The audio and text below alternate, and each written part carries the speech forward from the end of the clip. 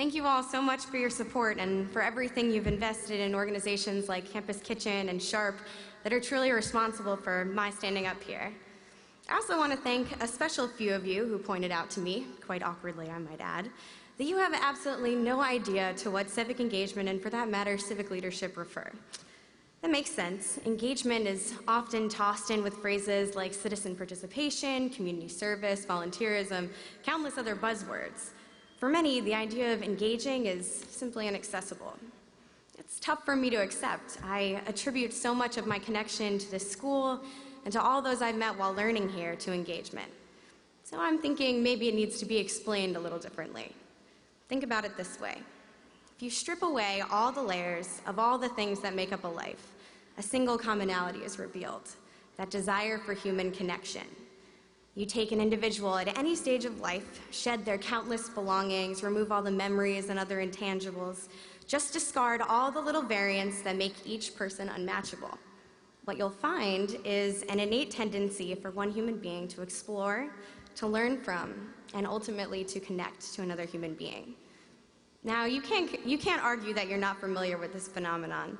That's how we've met our closest friends, new romances, and our classmates here at the college. We're constantly learning from one another, finding new connections, and even rediscovering old ones. Above all else, it's these connections that determine our identity as we become the sum of all of those we've met. The next step is where it gets a little bit more challenging. For some, investigating outside our immediate domain is quite natural, as these people volunteer and serve simply because they grew up doing so. For others, something has to change, and experience brings them to serve, while others are still waiting for that experience to hit them. Now, engagement lies in an awareness of those potential connections, and more specifically, an awareness that the connections outside our comfort zone can link cultures, generations, and even perspectives. Thinking about service this way makes it a little bit more organic. Each of us already has so many years of practice. So Charter Day is a perfect time to evaluate our connections. I know that I stand here before you because each and every one of mine. My exceptionally supportive and compassionate parents and family, mentors like Joel Schwartz and Drew Stelgis, and my other families at Campus Kitchen, Sharp, the Rec Center, and Kappa Alpha Theta.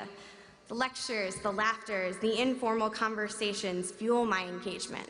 And for me, it's this self-sustaining circle. So as the seasons change and William & Mary ages another year, I urge you to look to the future and see what connections and relationships you might want to explore. The best part is, you already know exactly what you're doing. It's something you've done since you were born and something you'll do long after William & Mary turns 319. Thank you so much.